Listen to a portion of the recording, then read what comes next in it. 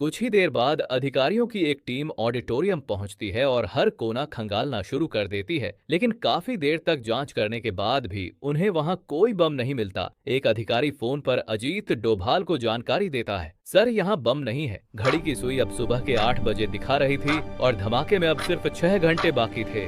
उधर जैसे ही अनीस उस घर में घुसने की कोशिश करता है, ऑक्टोपस टीम के कुछ लोग जो पहले से ही सादी वेशभूषा में वहां मौजूद थे उसे तुरंत पकड़ लेते हैं और बिना किसी शोर शराबे के चुपचाप गाड़ी में बैठाकर वहां से ले जाते हैं। विक्रम तुरंत अजीत डोभाल को जानकारी देता है, सर अनीस को गिरफ्तार कर लिया गया है, अब मैं पैसों का बैग लेकर घर के अंदर जा रहा हूँ। डोभाल जवाब देते हैं, ठीक है विक्रम, मुझे कुछ देर में पीएम आवास की तरफ निकलना है, तुम हर खबर मुझे देते रहना। विक्रम जी सर। विक्रम पैसों का बैग लेकर घर के अंदर घुस जाता है। अंदर 2 लोग बैठे थे। विक्रम उनमें से एक आदमी को देखते ही चौंक जाता है, क्योंकि वह कोई और नहीं बल्कि दिल्ली पुलिस का एक जाना माना रिटायर्ड अधिकारी आदिल अकरम था। विक्रम के अंदर गुस्सा उबल पड़ता है, लेकिन वह अपने चेहरे पर कुछ जाहिर नहीं होने देता और शांति से पैसों का बैग उनके सामने रख देता है। आदिल पूछता है, अनीस भाईजान नहीं आए? विक्रम जवाब देता है, नहीं, वो एक दूसरे काम में मशरूफ है, मुझे पैसों का बैग लेकर भेजा है। आदिल और उसका साथी बैग खोलकर पैसे चेक करते हैं और नोटों की गड्डियां देखकर खुश हो जाते हैं। विक्रम बातचीत आगे बढ़ाते हुए कहता है, अनीस भाई ने कहा था अगर आप लोगों को किसी भी चीज की जरूरत हो तो मदद करना और आपकी बहुत तारीफ कर रहे थे, लेकिन मैं आप लोगों को यहाँ पहले कभी नहीं देखा। आदिल मुस्कुराकर कहता है, यह है जनाब हसन मलिक पाकिस्तान के टीटीपी ग्रुप से। और हसन हंसते हुए कहता है, और यह है आदिल दिल्ली पुलिस से। ये सुनकर दोनों जोर से हंसने लगते हैं। समय हो चुका था दोपहर 12 बजे और धमाके में अब सिर्फ 2 घंटे बाकी थे।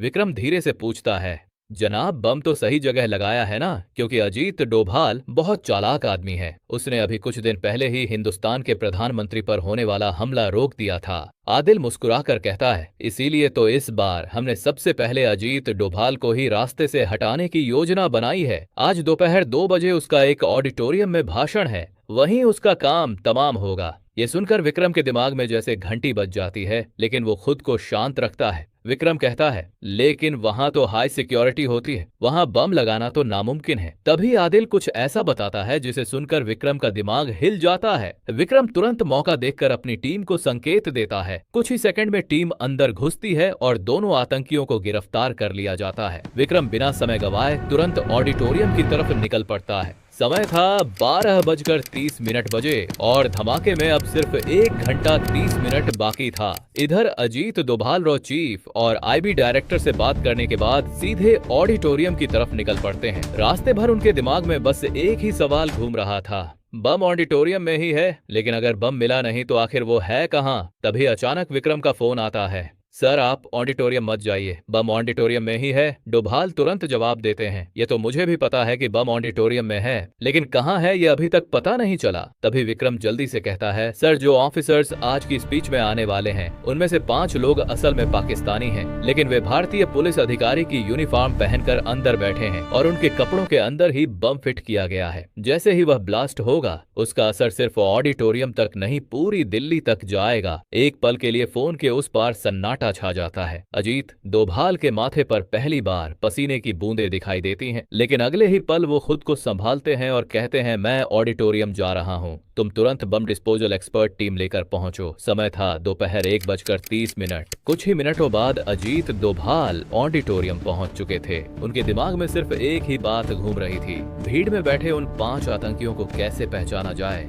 समय 1:45 और धमाके में अब सिर्फ 15 मिनट बाकी थे। ऑडिटोरियम के अंदर सभी अधिकारी अपनी अपनी सीटों पर बैठ चुके थे। डोभाल धीरे से कुछ अफसरों को इशारा करते हैं और अगले ही पल कई अफसर चुपचाप ऑडिटोरियम के अलग अलग कोनों में खड़े हो जाते हैं। फिर अजीत डोभाल तय समय से 15 मिनट पहले ही मंच पर पहुंच जाते हैं। उधर विक्रम भी बम डिस्पोजल टीम को लेकर ऑडिटोरियम में पहुंच चुका था। उसके चेहरे पर पसीना साफ दिखाई दे रहा था, क्योंकि उसे भी समझ नहीं आ रहा था कि डोभाल आखिर करने क्या वाले हैं।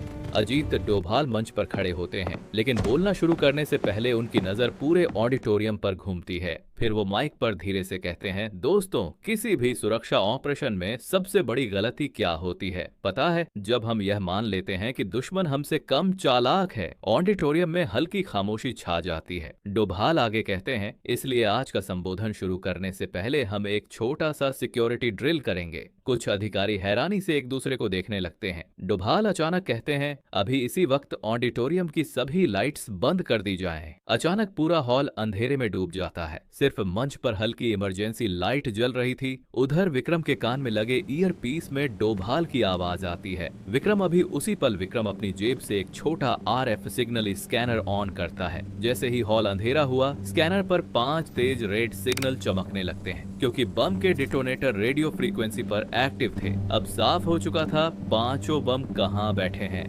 विक्रम धीरे से फुसफुसाता है, टारगेट कंफर्म 5। अगले ही सेकंड ऑक्टोपस टीम के 5 सदस्य अंधेरे में ही तेजी से आगे बढ़ते हैं और अचानक पांचों आतंकियों के हाथ पीछे से जकड़ लिए जाते हैं। पूरा ऑडिटोरियम अभी भी अंधेरे में था। किसी को समझ ही नहीं आया कि हुआ क्या।